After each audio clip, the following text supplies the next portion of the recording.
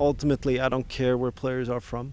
Ultimately, what I care about is making sure that Jamaica prevails and becomes what it has its potential for.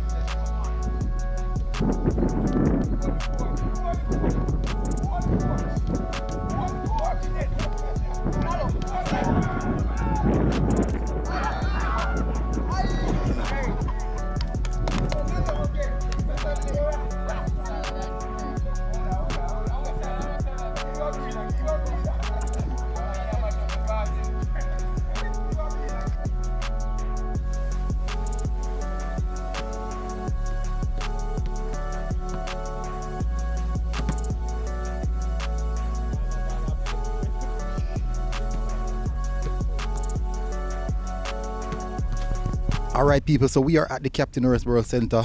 As you can hear, we just spoke with John Wall, speak reference to what's going to happen for the U20.